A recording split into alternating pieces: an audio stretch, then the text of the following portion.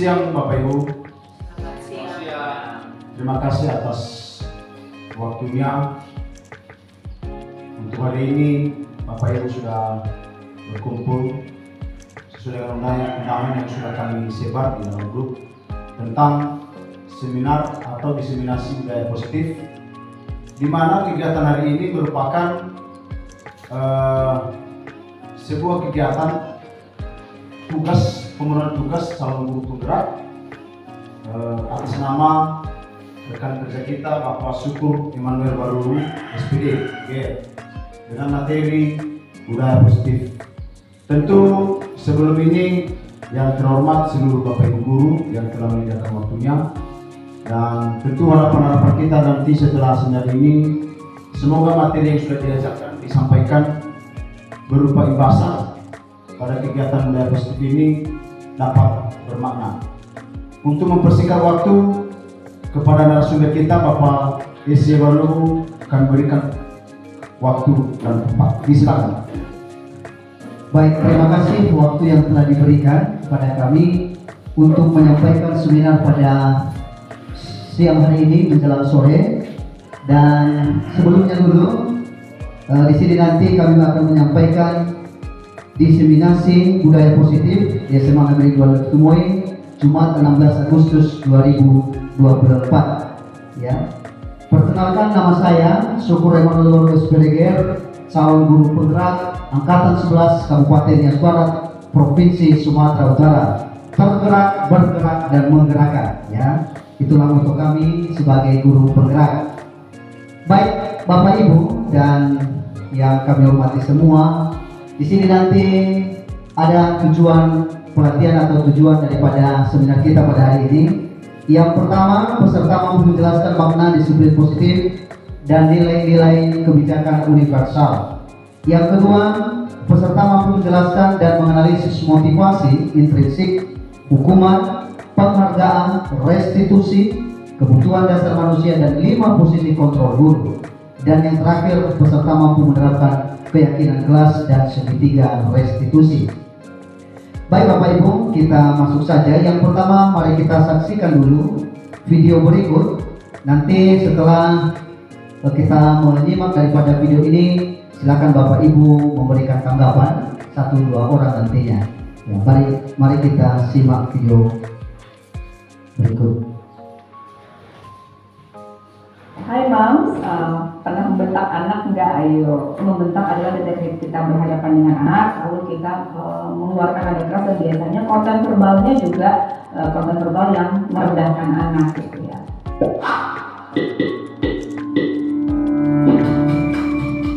Untuk kedepannya ya, dia jadi lebih tertekan, mungkin juga ada faktor yang bikin dia besarnya pengaruhnya ke inisiatif juga, ke emosional sih. Soalnya anaknya bisa jadi gak percaya diri, terus takut ngapa-ngapain, mereka gak bisa mengekspresikan diri sendiri. Ini satu hal yang mendasar adalah membentak itu tidak ada gunanya kalau saya bilang. Karena satu, anak kalau tidak paham maksud dari membentak itu apa, yang anak rasakan adalah takutnya. Dia malah terpancing emosinya justru, malah jadi tambah marah, malah jadi tantrum gitu ya. Jadi sebisa mungkin ya hindari membentak karena memang tidak ada manfaatnya, dan juga akan melelahkan buat mam sendiri, karena ketika membentak kan energi kita lebih besar keluarnya gitu ya. Dan di satu sisi lain juga membentak ini juga akan merusak hubungan antara orang tua dan anak. Anak timbul takut gitu ya, rasa takut, rasa cemas ketika berkaitan dengan kita gitu ya. Jadi hubungannya kurang hangat lagi, kurang dekat lagi dengan anak. Dan ketika dia takut, dia akan menutup dirinya sehingga apa yang kita maksudkan dengan membentak tadi tidak akan sampai.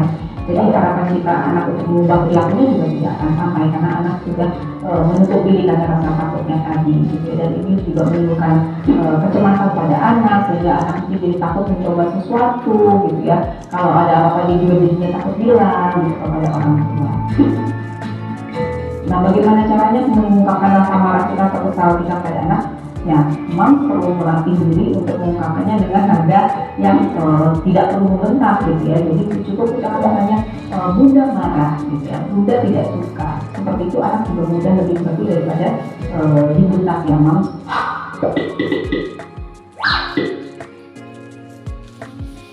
Baik Bapak Ibu, kita sudah menyaksikan daripada video tersebut tentang bagaimana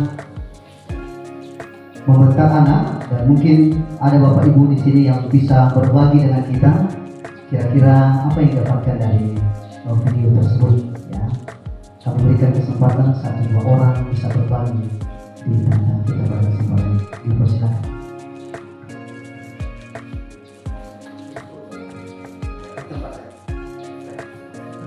Baik, silakan Bapak Ibu kawan. Oh ya, oleh Pak Kris, ya silakan.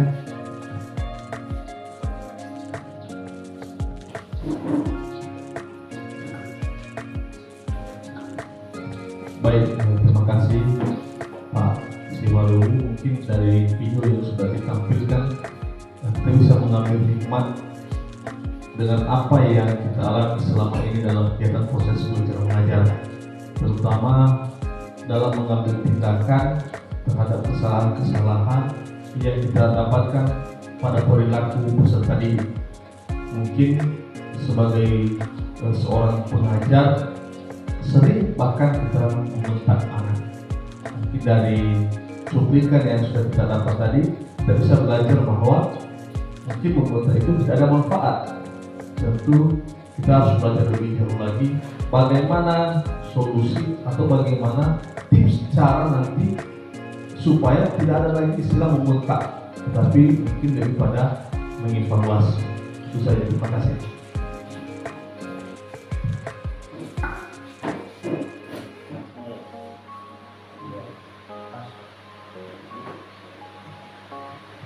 Baik, terima kasih atas tanggapannya dari Bapak Kris. Ya, sangat baik sekali. Artinya bahwa di video tadi dijelaskan sama kita bahwa seharusnya kita sebagai guru tidak membentak anak. Ya, kenapa kita harus menjadi manajer bagi mereka nantinya? Ya, mungkin di sini nanti kita akan pelajari bagaimana menjadi seorang guru yang mengambil posisi sebagai manajer. Ya. Bagaimana kita menempatkan diri, menganalisis daripada masalah yang dihadapi oleh anak. Nah, mungkin di sini nanti akan kami jelaskan lebih mendalam bagaimana nanti menghadapi seorang anak yang mengalami tekanan ataupun yang mungkin perilakunya agak berbeda dari biasanya yang kita harapkan. Ya, baik Bapak Ibu, kita teruskan. Di sini mari kita ingat dulu Bapak Ibu. Ya, mungkin dari kita kadang-kala kita menghadapi anak-anak dalam proses mengajar kita. Ya, mari kita ingat mungkin kemarin ya 2 hari yang lalu, 1 minggu yang lalu kita pernah memproses anak mungkin dengan alasan ya masalahnya atau bagaimana, dan kira-kira apa pelanggaran yang dilakukan. Ya, di sini saya meminta Bapak Ibu untuk menuliskan nanti di stick note yang sudah kami sediakan. Nanti ini dilengketkan di depan dan biar kita bisa saling berbagi, mungkin 1-2 orang nanti akan bacakan ya. Kami persilakan Bapak Ibu untuk ya disesuaikan dengan tadi yang videonya. Ya bisa hari ini. Kalau hari ini juga ada ya lebih baik. Ya, mari kita ingat Bapak Ibu, mungkin ya 1-2 hari yang lalu, mungkin dari siang, dari pagi kita menghadapi masalah anak kita proses apa kira-kira pelanggarannya. Ya. Oke.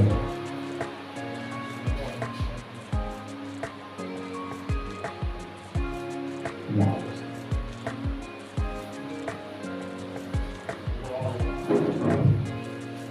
Dilengketkan, langsung dilengketkan Bapak Ibu.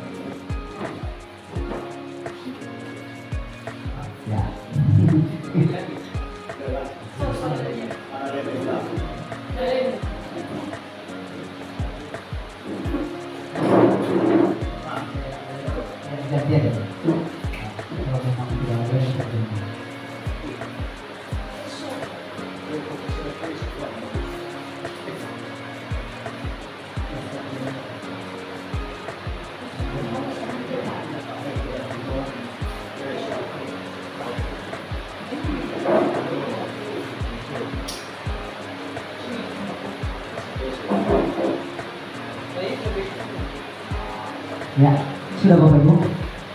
Baik, coba kita lihat dulu ya. Ya bisa. Oke, kita baca ya satu dua orang ya. Ya mungkin di sini tadi, ya mungkin di sini belum menulis nama ya, tapi tidak apa-apa.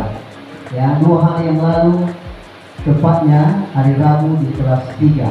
Tapi ada yang diproses siswa waktu itu karena terlambat masuk kelas di saat KBM sedang berjalan. Ya, ini dia ya Bapak Ibu. Salah satu juga melanggar kedisiplinan ya. Kaitan dengan nantinya ada namanya keyakinan kelas ya. Yang kedua, terakhir memproses siswa hari ini pelanggaran yang dilakukan anak di kantin di jam pelajaran. Nah, jadi artinya siswa di sini tidak peduli Bapak Ibu ya. Artinya tidak menghiraukan pembelajaran, ya, dia lebih baik ke kantin daripada belajar. Ya, kalau ada lagi yang masih belum diketahui boleh ya, diberikan kesempatan.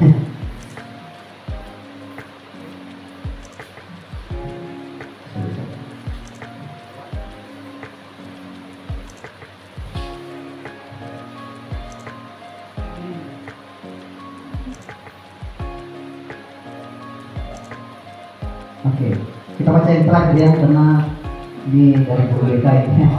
Oke, hari ini harus terbalik.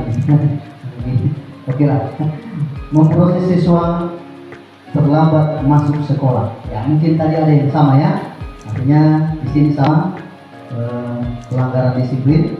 Ya artinya siswa terlambat masuk sekolah. Ya mohon maaf ya terbalik karena yang tulis. Ya, baik Bapak Ibu. Artinya kita sudah menyadari bahwa setiap kita pasti menghadapi anak-anak yang bermasalah dengan pelanggaran yang berbeda. Di sini ada yang melanggar disiplin, ada yang tidak peduli, bahkan ada tadi mungkin ada yang tidak menghargai dan lain sebagainya. Ya, kita hadapi setiap hari. Bapak Ibu coba kita jawab pertanyaan dalam hati kita. Apa yang Bapak Ibu lakukan? Ya, mungkin kita punya jawaban masing-masing Bapak Ibu. Yang satu bilang begini tindakan saya, ada yang mungkin tindakan dengan memberikan peluang sekali lagi. Ya, mungkin ada reaksi kita yang berbeda juga Bapak Ibu. Ya, dengan emosi mungkin karena keadaan kita, ataupun karena respon dari anak itu tidak sesuai dengan yang kita harapkan. Yang mungkin yang kedua Bapak Ibu, bagaimana reaksi siswa yang melakukan pelanggaran saat itu? Ya, di sini Bapak Ibu kita lihat bahwa ada berbagai aneka ragam daripada respon anak-anak. Ada yang responnya baik ketika kita memberikan masukan. Ada responnya yang acuh tak acuh Bapak Ibu. Ya mungkin dia tidak menghiraukan. Apapun yang kita sampaikan ya dia anggap biasa saja. Ya besok lagi dia buat. Ya. Yang terakhir Bapak Ibu, bagaimana perasaan Bapak Ibu? Ya, coba kita renungkan hal ini ya Bapak Ibu. Bagaimana perasaan kita setelah memproses seorang anak? Bagaimana perasaan kita? Ya ini yang kita hadapi setiap saat Bapak Ibu. Kalau kita memproses anak-anak pasti yang tiga ini menjadi sebuah pertanyaan dalam hati kita. Ya, apa yang harus saya lakukan? Apa reaksi siswa? Bagaimana reaksinya ketika saya berbuat?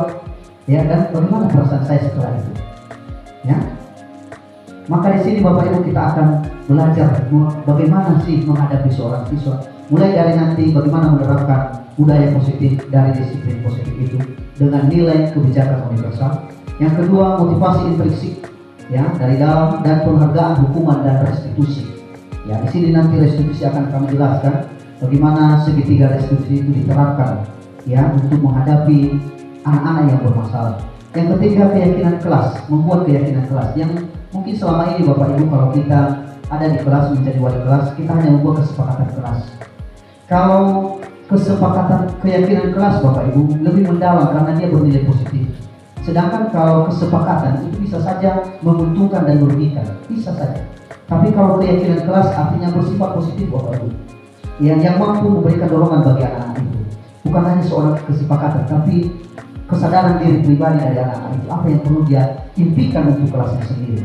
Yang berikut adalah kebutuhan dasar manusia. Di sini juga akan kita mengenal apa sih kebutuhan anak-anak itu. Apa sih kebutuhan kita sebagai manusia sebenarnya. Ya. Yang kelima, 5 posisi kontrol. Nah, di sini nanti kita akan belajar bagaimana posisi kita sebagai guru. Ya, andai kata kita sebagai penghukum, sebagai pemantau, ya, sebagai teman bagi siswa itu, atau sebagai manajer yang posisi terakhir nanti Bapak Ibu, yang mungkin disarankan untuk kita mencari posisi tersebut. Yang terakhir adalah segitiga restitusi. Ya, bagaimana menerapkan segitiga restitusi. Kita bahas satu-satu Bapak Ibu. Di sini adalah konsep dasar disiplin positif dan nilai kebijakan universal. Di sini ada namanya disiplin. Disiplin dimaknai menjadi sesuatu yang dilakukan seseorang pada orang lain untuk mendapatkan kepatuhan. Artinya kita menerapkan disiplin supaya orang patuh dengan kita. Tapi apakah disiplin hanya dapat dicapai dengan hukuman? Ini satu pertanyaan. Menerapkan disiplin tidak hanya dilakukan hanya dengan hukuman supaya bisa menurut. Ya. Kedua Bapak Ibu, bahwa makna disiplin menurut para ahli.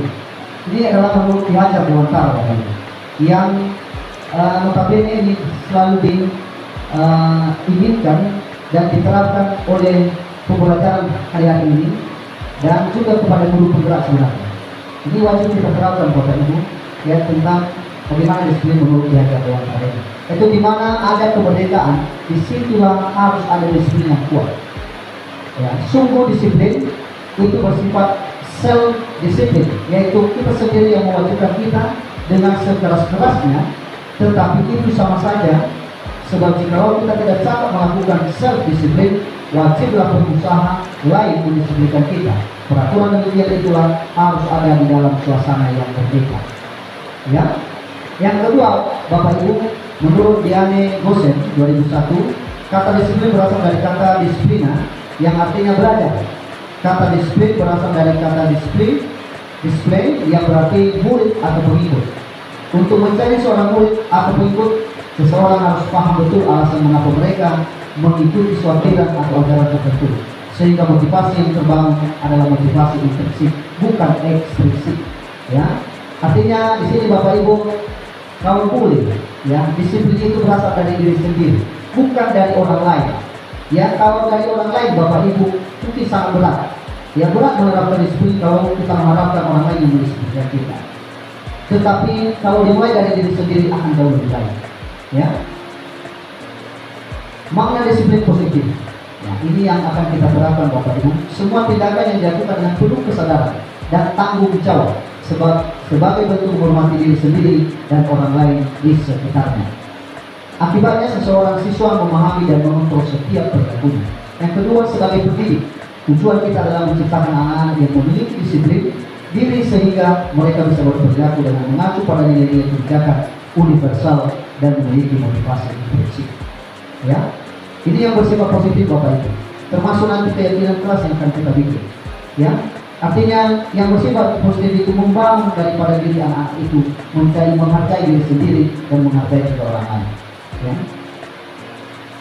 Apa nilai-nilai daripada kebijakan universal? Nah, ini dia nanti Bapak Ibu. Artinya setiap tindakan kita, disiplin yang kita lakukan, kita kelompokkan dalam disiplin positif, ya, dengan nilai-nilai kebijakan sebagai berikut. Yang pertama, ada 9 pilar karakter, yaitu cinta Tuhan dan segenap ciptaannya. Itu yang pertama. Yang kedua, kemandirian dan tanggung jawab. Kita harus membangun kemandirian dan tanggung jawab bagi anak. Ya. Yang berikut adalah kejujuran, amanah, diplomatis.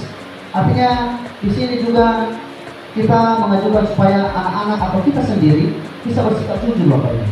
Ketika anak-anak punya masalah, dia harus jujur. Dia dengan transparan mengungkapkan masalahnya. Ya. Yang keempat adalah hormat dan santun. Ya, mungkin hari-hari ini Bapak Ibu kadang-kadang hormat dan santun ini hilang. Ya, karena dipengaruhi oleh pengaruh pegawai atau teknologi hari ini.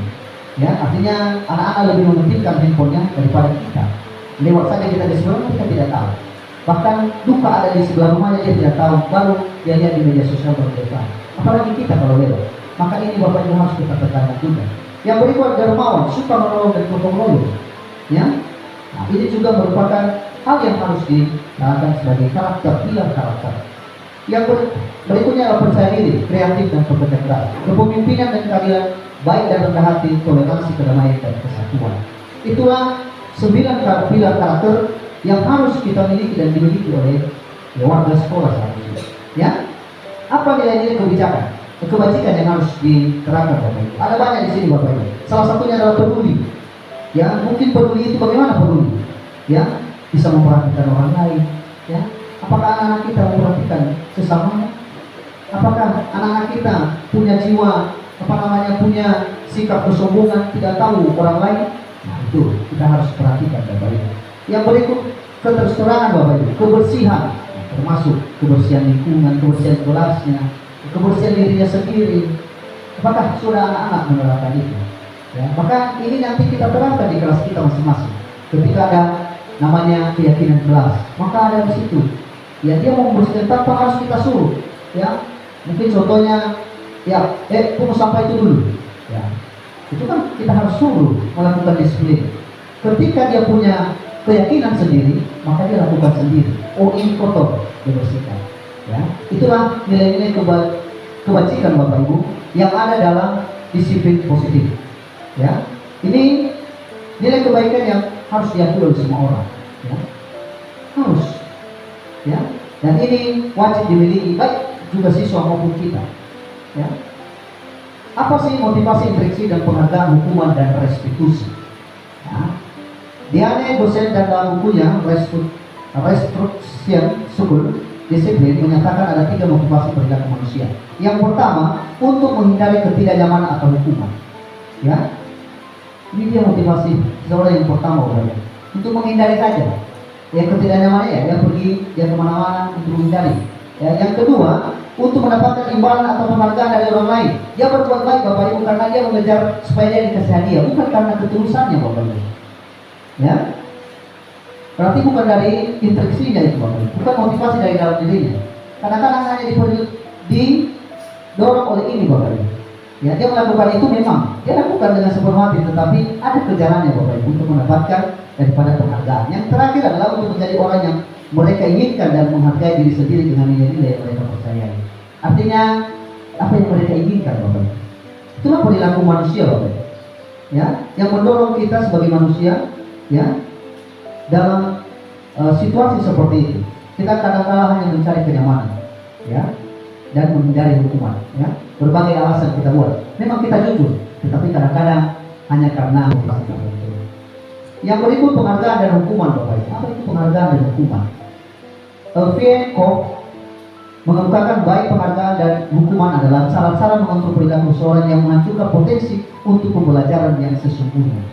Ya, artinya di sini Bapak Ibu, ketika kita memberikan penghargaan lebih bagi anak-anak, itu akan membuat dia hancur sebenarnya. Karena dia mengejar sesuatu hanya karena hadiah. Ketika tidak ada hadiah, dia tidak mau berbuat apa-apa.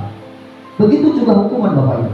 Ketika kita membuat hukuman bagi seseorang, ya, kita juga memberikan tekanan bagi seseorang itu, bagi anak-anak itu. Kita kasih hukuman sekarang, dia tertekan Bapak Ibu, dia tidak mau lagi, dia tidak mau tampil, dia tidak mau berbicara apa-apa, karena dia dihukum nanti ketika dia salah dia dapat hukuman Bapak Ibu. Ya, nah, itu dia Bapak Ibu, apa perbedaan penghargaan. Dan memang bukan berarti tidak penting namanya penghargaan Bapak Ibu, penting, tapi jangan berlebihan. Berlebihan akan berpengaruh kepada prestasi daripada siswa. Restitusi, di sini restitusi yang berikut Bapak Ibu. Restitusi adalah proses menciptakan kondisi bagi murid untuk memperbaiki kesalahan mereka. Nah, di sini Bapak Ibu kita memberikan kesadaran sebenarnya. Biarkan dia menyelesaikan masalahnya sendiri, ya, sehingga mereka bisa kembali pada kelompok mereka dengan karakter yang lebih kuat. Ini menurut Gosen 2004. Artinya inilah restitusi Bapak Ibu. Artinya di sini solusi sebagai bagi masalah anak-anak supaya bisa mereka menyelesaikan masalahnya sendiri. Ya, itulah perbedaan daripada tadi penghargaan, hukuman, dan juga restitusi dan motivasi intrinsik.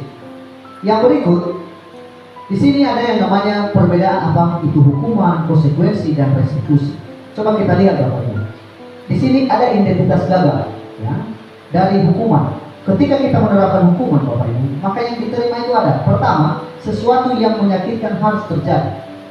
Ketika kita memberikan hukuman Bapak Ibu, maka seseorang yang kita hukum, yang kita kasih hukuman itu mendapat kesakitan Bapak Ibu. Mungkin sakit hati dia, ya, badannya sakit, mungkin dipukul dan lain sebagainya. Ya. Kedua, tidak nyaman untuk murid anak untuk jangka waktu panjang. Dia dendam Bapak Ibu. Ini hukuman Bapak Ibu. Ya. Sedangkan kalau identitas sukses Bapak Ibu, disiplin, yaitu konsekuensi. Yang pertama konsekuensi, menerapkan konsekuensi. Di sini nanti kita akan membedakan mana itu konsekuensi, mana itu hukuman. Kalau konsekuensi, sesuatu harus terjadi. Ya. Yang kedua, tidak nyaman untuk murid anak untuk jangka waktu yang pendek. Nah, ini kan bedanya. Kalau hukuman tadi itu dendam. Kalau konsekuensi Bapak Ibu, mungkin dia akan merasakan hanya di situ saja. Ya, dalam jangka waktu singkat. Ya, yang berikutnya korban bisa diabaikan. Ya, artinya di sini Bapak Ibu, ketika kita mendengar konsekuensi, ya tidak terlalu menyakitkan kepada anak itu. Ya, sedangkan restitusi Bapak Ibu, kalau restitusi yang kita terapkan Bapak Ibu, pertama restitusi merupakan pilihan Bapak Ibu. Anak itu memilih mana yang dia suka, mana penyelesaian masalah yang dia mau, ya sesuai dengan yang dia inginkan sehingga selesai dengan masalah. Karena dia sendiri yang menyelesaikan masalah, bukan kita.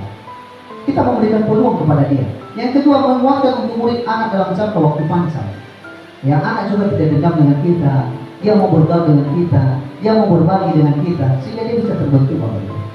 Yang berikut adalah korban mendapatkan ganti. Kalau dia korban, bisa mendapatkan ganti. Kenapa? Karena dia bisa meyakini dirinya, dia bisa memotivasi dirinya Bapak Ibu. Ya, ketika dia menyelesaikan masalah ini. Sedangkan kalau kita belum tentu penyelesaian yang kita buat sesuai dengan hati. Mungkin tadi terjadi hal itu karena adalah terbelakang. Sedangkan kita memberikan keputusan Bapak Ibu belum menganalisis apa latar belakang daripada anak itu Bapak Ibu. Langsung kita, apalagi dengan kau emosi Bapak Ibu, tidak nanya nanti alasannya dari mana. Yang penting ada dulu, lakukan dulu hukuman.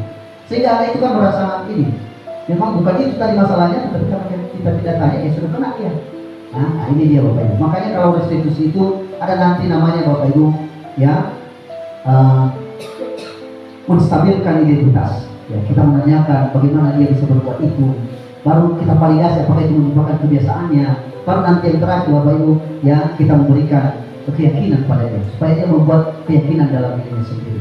Ya, itulah bedanya Bapak Ibu ketika kita melaksanakan hukuman, maka yang didapatkan anak itu adalah identitas gagal. Ya, karena dia tersakiti Bapak Ibu. Ya, itulah daripada contoh-contoh daripada ini. Ada banyak Bapak Ibu, mungkin mengingat waktu Bapak Ibu ada, Bapak Ibu boleh nanti melihat daripada bagaimana bedanya hukuman, konsekuensi dan restitusi. Baik, di sini Bapak Ibu coba kita analisis pertanyaan ini. Menurut Bapak Ibu, ini hukuman atau konsekuensi? Coba saya baca ya. Meminta maaf kepada seluruh siswa karena terlambat ke sekolah. Meminta maaf kepada seluruh siswa karena terlambat ke sekolah. Siapa yang minta maaf di sini Bapak Ibu? Gurunya ya. Ya, kira-kira ini konsekuensi atau hukuman Bapak Ibu? Konsekuensi. Setuju kita di situ? Ada yang ragu. Setuju kita? Oke, setuju. Ya, itu benar Bapak Ibu. Ini adalah konsekuensi Bapak Ibu. Artinya ketika terjadi hal itu, ya berarti itu konsekuensi Bapak Ibu. Berbeda dengan hukuman. Apakah kita dendam dengan konsekuensi seperti itu Bapak Ibu? Tidak. Bahkan kita menyenangkan. Kita minta maaf kepada anak. Nak, maaf ya, saya terlambat hari ini karena tadi ada gangguan di perjalanan, mungkin macet dan sebagainya. Kan gitu. Ya, coba kalau hukuman nanti, bahaya. Ya. Kalau dihukum Bapak Ibu guru diberdirikan di depan ini, pasti malu, ya kan? Nah, itu dia pengaruhnya Bapak Ibu. Ya. Pertanyaan yang kedua Bapak Ibu, hukuman atau konsekuensi? Lari mengelilingi lapangan 5 kali karena terlambat hadir di sekolah. Ya. Siapa yang menyatakan ini konsekuensi Bapak Ibu? Tidak ada. Ini hukumannya. Artinya ini coba kita lihat apakah benar ya? Oh iya benar Bapak Ibu. Ya, ini adalah sebuah hukuman Bapak Ibu. Kenapa hukuman Bapak Ibu? Karena dia akan lari mengelilingi 5 kali. Ya, dia capek pasti. Yang kedua, pasti dia marah dalam hati meskipun dia ucapkan. Bagaimana kalau Bapak Ibu guru yang dibuat seperti itu? Kan malu. Begitu juga siswa kita Bapak Ibu. Mari kita saling merasa Bapak Ibu.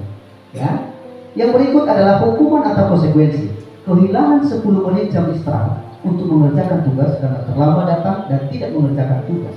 Ini menurut Bapak Ibu hukuman atau konsekuensi? Ada yang bilang konsekuensi, ada yang bilang hukuman ini. Konsekuensi, ya? Ada yang bilang hukuman? Tidak? Oke, kita lihat apakah benar. Ya, itu benar Bapak Ibu, konsekuensi. Artinya ini bukan hukuman Bapak Ibu. Kehilangannya terlambat 10 menit, ya? Ya, ini berikutnya Bapak Ibu.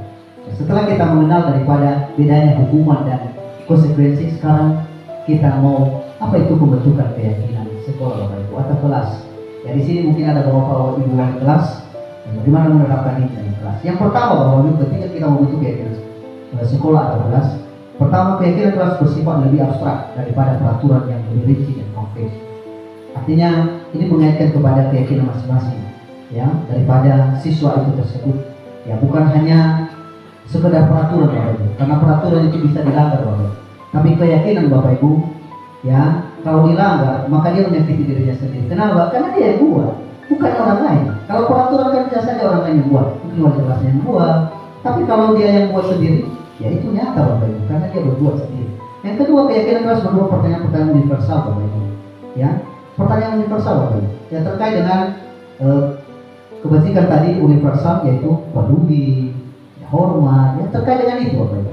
Ya, yang ketiga pernyataan keyakinan kelas senantiasa dibuat dalam bentuk positif.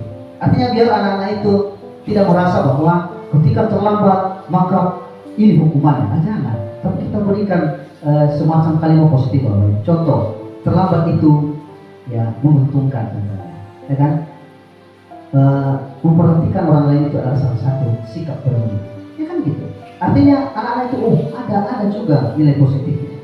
Ya, berikutnya, keyakinan kelas sebenarnya tidak terlalu banyak sehingga mudah diingat dan dipahami oleh semua warga kelas. Tidak perlu banyak-banyak Bapak Ibu. Tidak perlu 100. Cukup 4 saja. Seperti tadi saya sudah buat di kelas 10-2, itu hanya 4 saja Bapak Ibu. Apa itu? Yang pertama disiplin, saling menghormati sopan santun, ya, peduli, ya, dan kebersihan Bapak Ibu. Hanya 4. Tetapi uraian di dalamnya ada berbagai, bagaimana kebersihan itu diterapkan atau bagaimana sopan santun itu diterapkan Bapak Ibu. Yang berikut adalah keyakinan kelas sebaiknya sesuatu yang dapat diterapkan di lingkungan tersebut. Artinya tidak berat bagi anak-anak Bapak Ibu. Artinya bisa dilaksanakan oleh warga atau kelas tersebut. Yang berikut adalah semua warga kelas sebenarnya ikut berkontribusi dalam pembuatan keyakinan kelas lewat kegiatan curah pendapat. Ya, artinya di sini Bapak Ibu, anak-anak memberikan ya pendapatnya, memberikan sarannya, memberikan yang dia inginkan, impikan di kelas itu. Bukan kita yang memimpikan kelas anak-anak Bapak Ibu. Jangan-jangan kita yang menginginkan, oh begini kelas mana siswa-siswa kami, begini yang saya harapkan. Jangan, tapi karena mereka yang menikmati Bapak Ibu. Kita datang mungkin pada les kita, tapi mereka sepanjang hari Bapak Ibu. Makanya mereka yang akan membuat. Yang terakhir adalah bersedia meninjau kembali keyakinan kelas dari waktu ke waktu. Keyakinan kelas itu boleh berubah Bapak Ibu.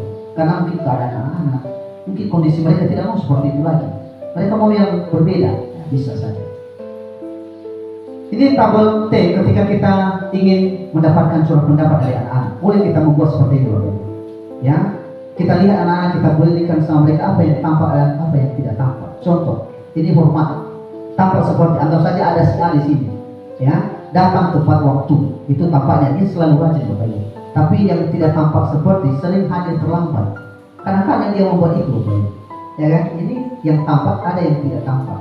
Ya, dari sikap hormatnya, dari bekerjanya bagaimana, dan juga rasa diterima dan dimiliki Bapak Ibu.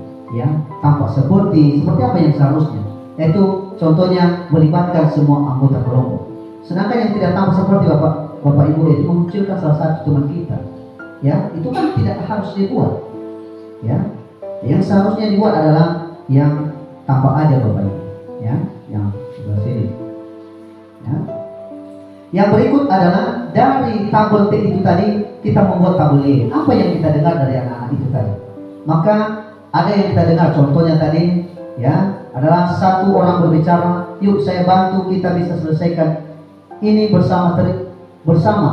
Terima tolong ya, permisi, boleh saya pinjam? Nanti akan segera saya kembalikan. Itu yang terdengar Bapak Ibu. Ya, tapi yang berperilaku Bapak Ibu tersenyum ramah, memberikan salam hormat, ya bukan menolak Bapak Ibu. Ketika mendengar apa yang kamu bilang di situ, apa yang kamu sampaikan, saya tidak mengerti, itu kan menolak Bapak Ibu. Tapi dia akan berperilaku seperti itu Bapak. Yang berikutnya Bapak Ibu, apa yang terlihat, yaitu berempati terhadap perasaan orang lain. Artinya ketika orang mau berbicara, dia juga mau mendengar. Ya, yang memberikan kesempatan Bapak Ibu. Ya. Yang berikut Bapak Ibu adalah keyakinan kelas. Ini adalah contoh daripada keyakinan kelas Bapak Ibu. Ada kelas 1, mungkin ini berlaku di SD, kelas 5, kelas 7, kelas 1, kita kelas 10. Ya, 11 dan 12 bisa, semua kelas bisa. Ya, jadi mungkin contoh-contohnya Bapak Ibu. Kita ambil satu saja Bapak Ibu, keyakinan kelas 1 itu setiap anggota kelas perlu belajar. Itu ya salah satu keyakinan kelas mereka Bapak Ibu. Mereka buat. Ya, setiap anggota kelas perlu senang.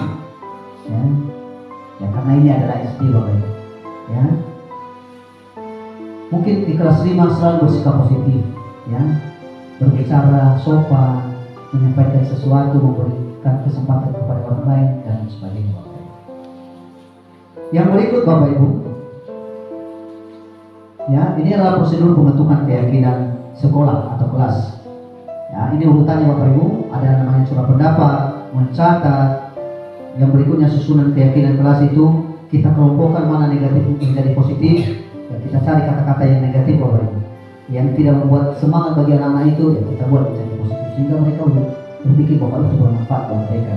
Yang berikutnya adalah tinjau kembali. Ya, kita harus melihat kembali Bapak Ibu apa yang sudah dibuat, apakah sesuai dengan harapan daripada anak itu atau tidak. Ya, dan ada yang kelima Bapak Ibu, prinsip keyakinan. Keenam adalah menandatangani keyakinan sekolah. Kalau sudah mereka buat keyakinan kelas Bapak Ibu, seperti yang kami buat tadi, ditandatangani oleh anak-anak itu, karena itu kesepakatan mereka.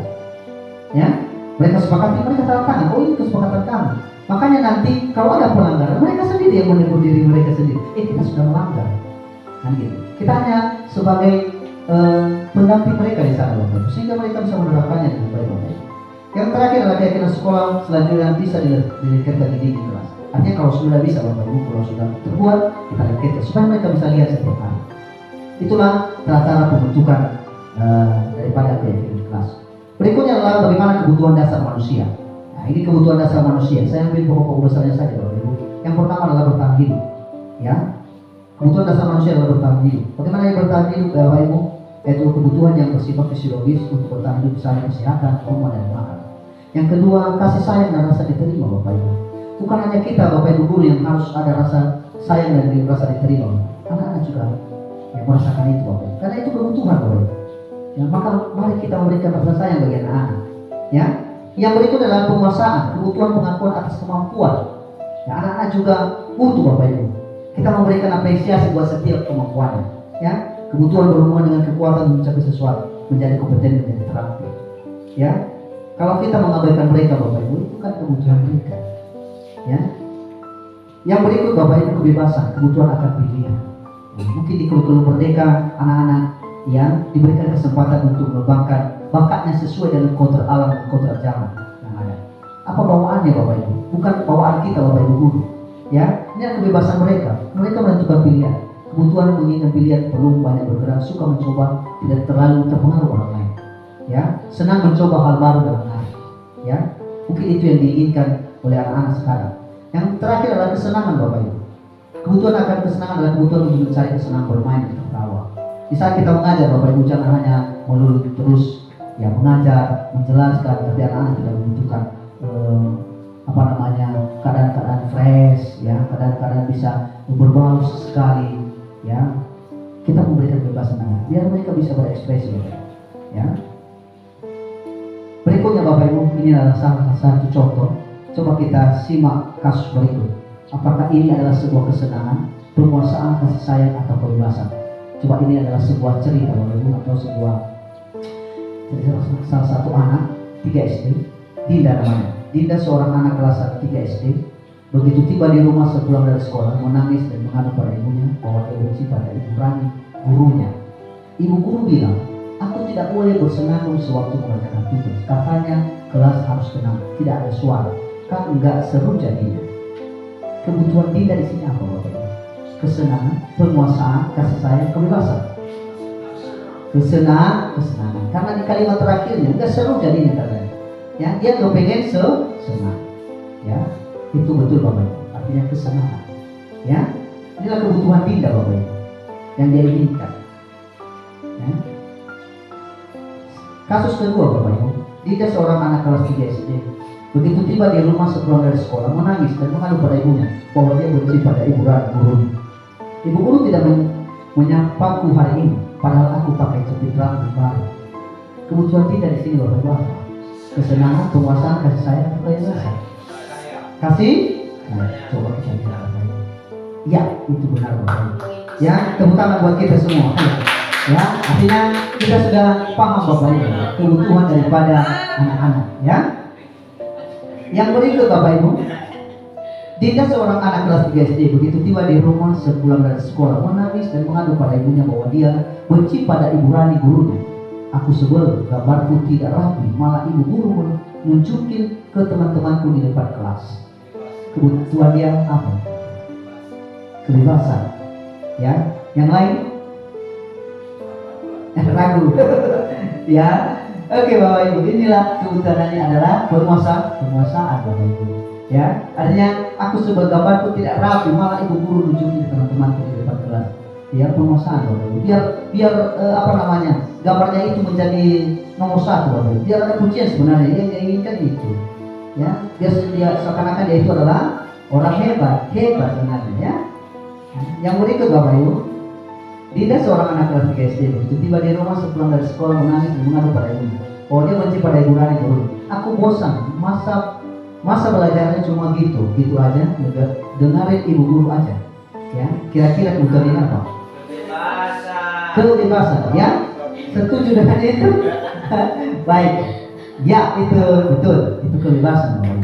Ya, karena dia mau jangan hanya dengarin saja. Sebenarnya diberi berdua kesempatan dan sebagainya. Baik, itulah tadi mengenai kebutuhan Bapak Ibu. Sekarang apa 5 posisi daripada kontrol? Ya, nah ini dia Bapak Ibu. Mungkin 1, 2 itu kita sudah tahu Bapak Ibu. Menghukum kalau anak-anak kita kasih hukuman. Yang kedua membuat merasa bersalah. Ya, kalau membuat merasa bersalah ini kadang-kadang ada pertanyaan kita. Apakah kamu tidak merasa itu menyinggung orang lain?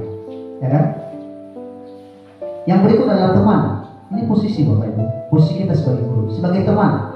Kadang-kadang anak kita buat jadi teman, ya, memperlakukan sebagai teman, selalu memberikan kesempatan. Yang berikut adalah pemantau Bapak Ibu. Pemantau di sini hanya melihat-lihat saja Bapak Ibu. Apa tindakan anak itu ya lihat saja. Oh begitu ya. Oh iya ya. Tapi yang terakhir adalah manajer Bapak Ibu. Kalau manajer Bapak Ibu, maka ini adalah sikap yang bagus nantinya. Ya, kenapa? Karena kita bisa mengatur seluruhnya Bapak Ibu. Ya, mari kita lihat Bapak Ibu. Bagaimana yang namanya ya seorang penghukum. Pertama adalah penghukum. Ya, kalau di situ adalah namanya penghukum di sini penghukum. Ya, coba kalau guru berbuat sesuatu, menghardik, menunjuk, menyakiti, menyindir, itu hukuman Bapak Ibu. Ya, meskipun kata-kata hukuman itu tidak harus memukul Bapak Ibu ya. Dengan kata-kata itu hukuman loh, karena kita menekan dia. Sedangkan kalau membuat orang merasa bersalah, kalau kita guru berbuat, berceramah, menunjukkan kekecewaan mendalam. Ya, ibu kecewa, bapak kecewa dengan kamu. Kukira kamu itu baik, ya kan gitu. Itu artinya membuat dia merasa bersalah. Yang berikut adalah sebagai teman, membuatkan alasan-alasan untuk murid-muridnya. Ya, karena dia nilai-nilai sedikit dan sebagainya. Yang berikut adalah pemantau, menghitung dan mengukur. Ya, artinya dia selalu berbicara soal nilai Bapak. Nah, nanti saya lihat di nilai.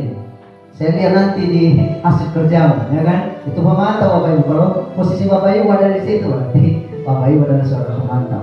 Tapi yang bagus Bapak Ibu adalah seorang manajer. Coba manajer di sini. Kalau kita guru berbuat itu mengajukan pertanyaan-pertanyaan. Kita tanya dulu siswa itu, kenapa dia berbuat itu? Karena dia pasti punya alasan Bapak Ibu. Dia tidak mungkin berbuat sesuatu kalau tanpa alasan. Maka itu yang namanya kontrol diri Bapak Ibu. Ya, identitas berhasil dan sebagai kontrol diri. Ya, artinya dia sendiri bisa mengontrol dirinya dengan cara seperti itu. Maka kita belajar sebagai manajer di situ, bukan memberikan hukuman atau memberikan dia merasa bersalah. Yang kedua, bagaimana kalau guru berkata, ya, kalau kamu tidak melakukan saya akan, ya, itu hukuman. Ya, kalau kamu tidak menuruti ini, saya berbuat ini. Saya akan memukul kamu dan sebagainya. Kan itu akan memberikan hukuman Bapak Ibu. Sedangkan yang berbuat bersalah Bapak Ibu, kamu sudah mengecewakan bapak, ya, mungkin ibu dan sebagainya. Yang teman, lakukan untuk bapak ibu yang sudah nanti bapak ibu bantu bereskan. Artinya di sini adalah memposisikan diri sebagai teman. Ya, lakukan sajalah. Dan atau kepada yang lain begitu dan sebagainya, supaya dia merasa dia itu adalah teman, bukan seorang siswa lagi tapi teman. Merasa teman. Bagaimana dengan teman? Kita memperlakukan lebih dari orang lain. Yang berikut pemantau tadi Bapak Ibu, apa peraturannya, apa konsekuensinya, kita tanya semua. Itu pemantau Bapak Ibu, karena kita hanya memantau hasilnya saja. Sedangkan kalau manajer Bapak Ibu, apa yang kita yakini? Apa kamu meyakini hal tersebut? Kalau kamu meyakininya, kamukah kamu memperbaikinya? Ya, kalau kami memperbaikinya, jadi kira-kira hal tersebut akan menggambarkan apa tentang diri? Artinya kita mempertanyakan anak itu supaya menyadarkan diri sendiri. Ya, itu posisi kita sebagai manajer, Bapak. Maka mungkin Bapak Ibu tahu sendiri di mana posisinya hari ini, dan setelah mendengarkan ini juga di mana posisi kita masing-masing. Ya, ini dia yang berikutnya, ketika ada murid yang berkata, saya tidak peduli, ya, maka terjadi yang namanya hukuman di situ, Bapak. Ya, membuat orang merasa bersalah, maafkan saya. Ya, anak-anak di sini ketika kita berbicara ini, maafkan saya ya Pak. Ya, intinya dia menyadari, dia merasa bersalah. Kalau teman saya pikir Bapak Ibu, Bapak atau Ibu teman saya, artinya dia anggap kita sebagai teman. Sedangkan kalau pemantau, kalau kita guru sebagai pemantau dan siswa di sini, maka dia akan berkata begini, saya akan dapat berapa bintang kalau melakukan hal tersebut. Nah, ini berkaitan dengan BK nantinya. Berapa kalau saya berbuat baik kira-kira ini, ya? Yang terakhir adalah bagaimana caranya agar saya bisa memperbaiki keadaan ini. Nah, ini adalah seorang manajer. Dia akan bertanya dengan dirinya sendiri, bagaimana saya memperbaikinya, ya?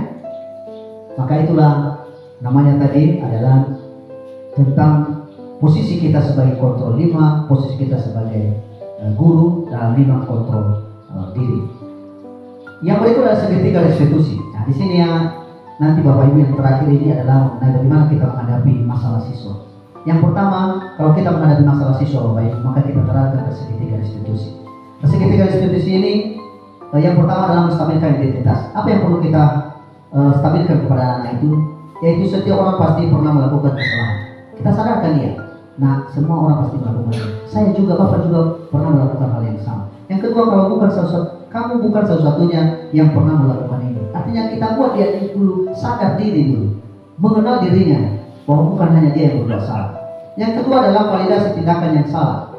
Nah, itu namanya validasi tindakan yang salah, Bapak Ibu. Maka yang kita buat di situ, adakah cara yang lebih efektif untuk mendapatkan apa yang kamu butuhkan? Artinya kita tanya dirinya, Bapak Ibu, bagaimana dia memvalidasi tindakannya sendiri. Yang berikut adalah kamu tentu punya alasan mengapa melakukan itu. Ya, dia akan bercerita nanti, Bapak Ibu. Nah, di sini anak-anak bercerita bagaimana latar belakangnya, kenapa dia bisa melakukan begitu. Baru nanti yang terakhir, Ibu menanyakan keyakinan. Keyakinan kelas apa yang telah kita sepakati. Hanya kita hubungkan dengan kelasnya yang pernah disepakati sebelumnya. Yang terakhir, kamu ingin menjadi orang seperti apa. Nah, nanti dia akan berpikir, Bapak Ibu. Di sini kita menyelesaikan masalah dengan anak-anak yang menyadarkan dirinya dengan sistem seperti itu. Sehingga anak-anak itu nanti tidak lagi bingung mampu menyelesaikan masalahnya sendiri. Tidak harus kita pusing, kita harus memberi hukuman dan sebagainya. Ya, ini dia Bapak Ibu, mungkin saya sudah jelaskan tadi. Ini validasi tindakan dan yang terakhir menanyakan keyakinan. Ya, dan mungkin itu saja Bapak Ibu yang bisa saya sampaikan pada kesempatan ini. Dan ini menjadi refleksi kita Bapak Ibu, dan tidak perlu dijawab di sini. Mungkin di tempat kita masing-masing, apa yang Bapak Ibu pelajari dari hari ini. Ya, mungkin kita bisa ada membedakan ketika saya kemarin menjalankan tugas seperti ini posisi saya, tapi ketika saya mendengarkan hari ini, oh ini yang bagusnya. Yang kedua, apa manfaat dari saya tugas saya? Ya, apa sih manfaat yang didapat Bapak Ibu? Mulai dari tadi motivasi instruksi, ya, penghargaan, restitusi, ya, bagaimana kebutuhan, dan juga yang terakhir tadi adalah segitiga restitusi Bapak Ibu. Ya, semoga materi yang kami sampaikan bisa bermanfaat bagi Bapak Ibu dalam menjalankan tugas. Terima kasih. Baiklah Bapak Ibu, dengan berakhirnya pemaparan dari Bapak Isiwaru, maka berakhir pula dengan kegiatan seminar kita hari ini. Tentu refleksi yang sudah ditampilkan tidak untuk dijawab hari ini menjadi tugas di rumah untuk kita bersama.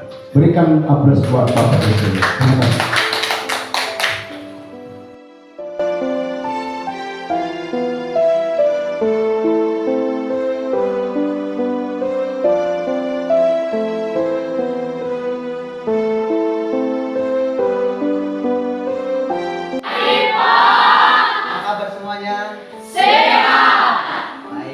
Salam dan bahagia.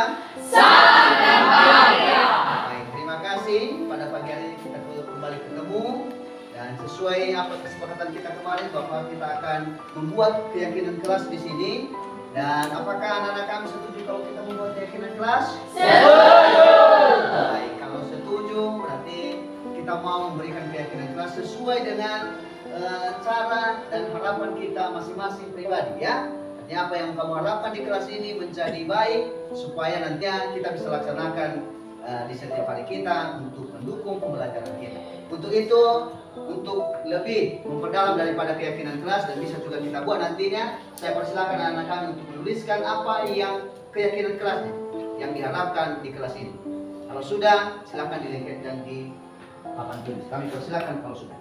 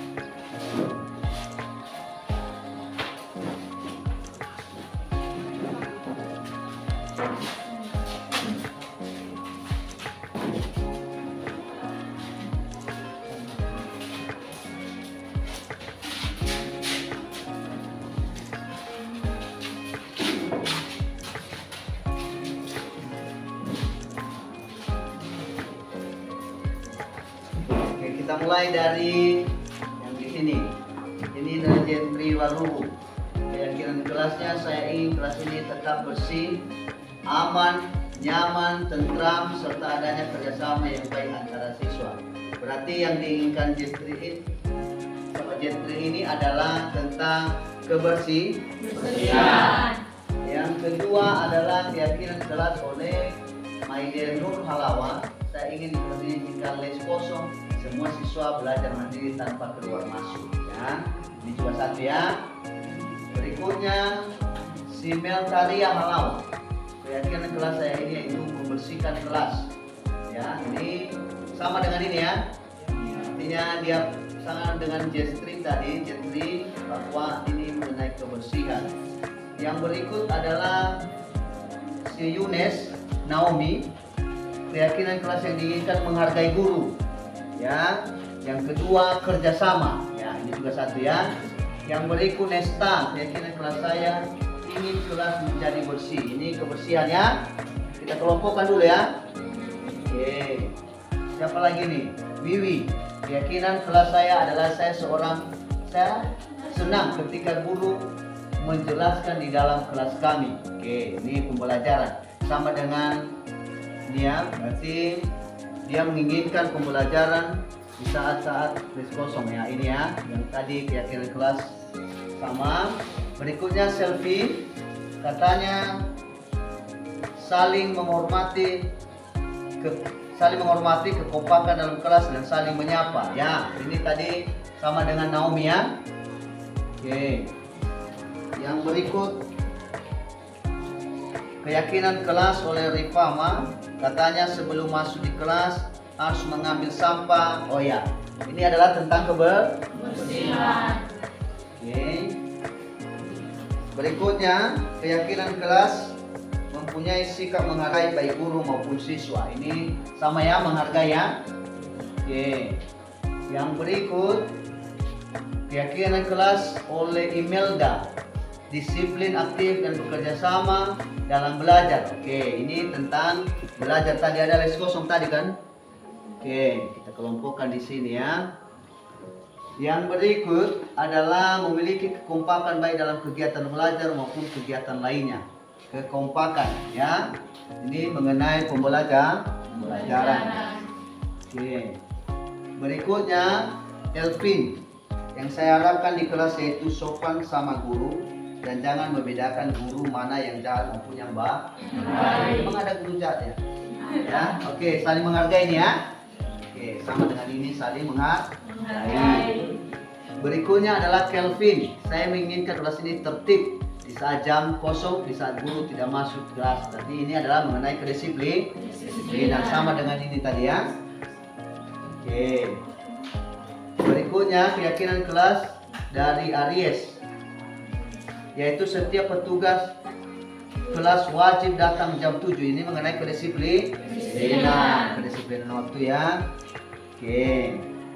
Berikutnya Nancy Yolanda, saya mau di kelas kami bersih dan aman. Berarti ini mengenai kebersihan ya, kita kelompokkan ya. Jadi kita lihat mana yang lebih banyak ini keinginannya. Berikutnya Radoni, keinginan saya di dalam kelas saya suka guru tepat waktu masuk kelas. Ini disiplin lagi ya, tepat waktu, gurunya yang harus tepat waktu. Oke. Keinginan berikutnya seminar. Saya mau di kelas kami siswa harus rapi setiap hari. Ini mengenai apa? Kedisiplinan. Ya kan, rapi kan? Oke. Ada lagi. Arjuna Halawa, keinginan saya dalam kelas saya suka guru tepat waktu masuk kelas. Ini sama ya, yang tadi ya, disiplin. Sama dengan siapa? Evan, ya, katanya saya menginginkan kelas menjaga nama baik sekolah. Ya, luar biasa ya, menjaga nama baik sekolah. Ini berarti di mana masuk itu? Menghargai atau disiplin? Menghargai. Yang menjaga nama baik. Berikutnya ini lagi ya. Oke.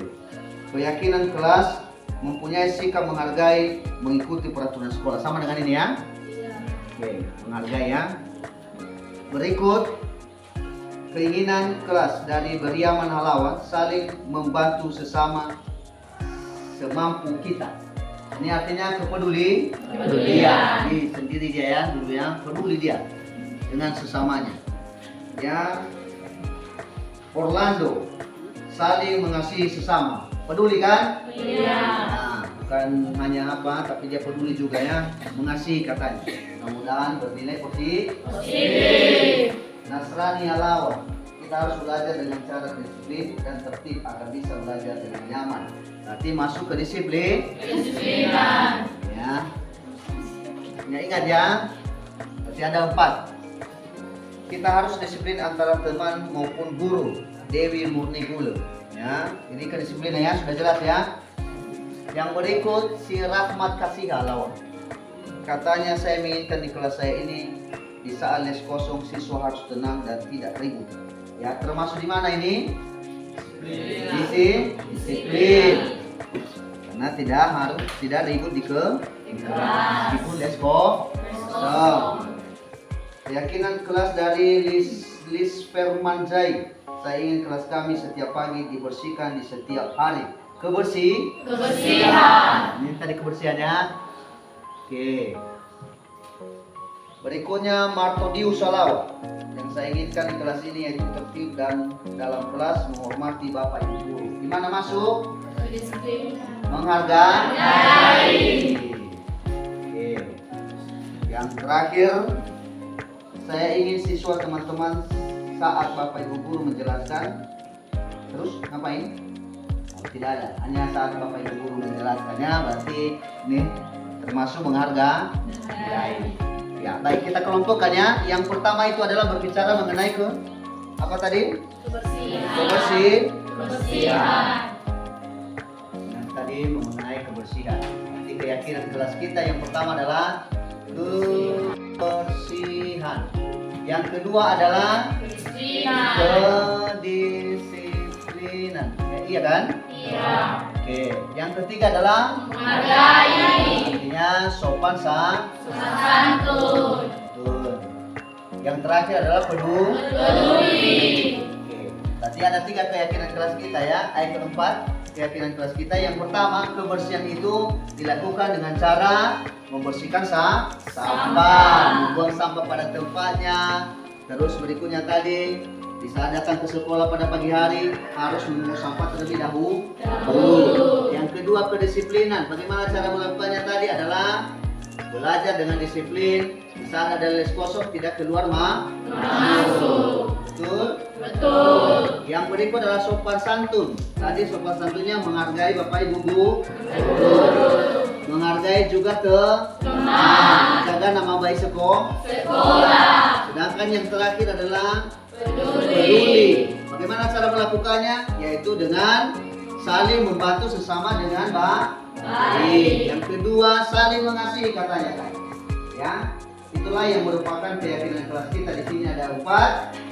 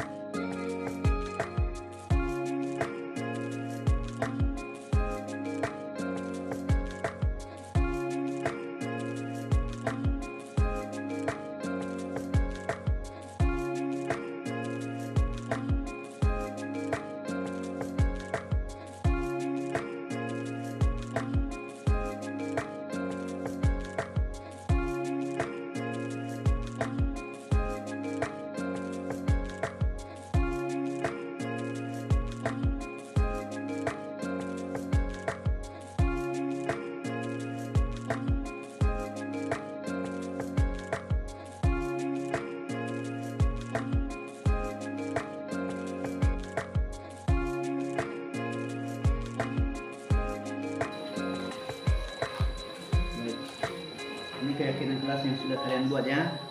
Sekarang kita lengketkan. Dan satu orang lagi yang membantu untuk dilengketkan di sini. Ya.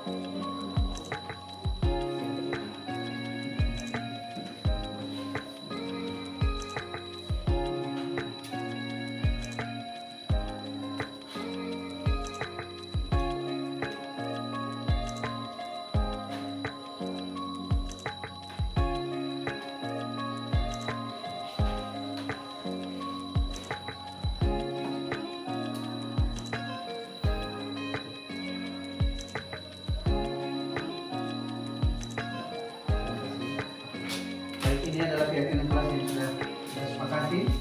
Keyakinan kelas kedua, yang pertama adalah kebersihan, kedua kedisiplinan, ketiga sopan santun dan peduli. Ya, kita sudah tanda tangan semua, dan ini adalah kesepakatan kelas. Dan saya harapkan ini bisa kita jalankan sesuai dengan harapan kita di kelas ini, sehingga ke depan bermanfaat buat kita semua. Ya, semoga keyakinan kelas ini juga bisa memberikan semangat baru buat kita untuk melaksanakan dan terwujudnya kelas yang kita harapkan. Sampai di situ dulu pembuatan keyakinan kelas kita, dan dari apa yang sudah kita buat tadi menjadi sesuatu modal kita bahwa kita juga memiliki keyakinan kelas yang kita harapkan untuk diwujudkan di kelas ini. Sekian dan terima kasih. Yahoo. Yahoo, Bupa.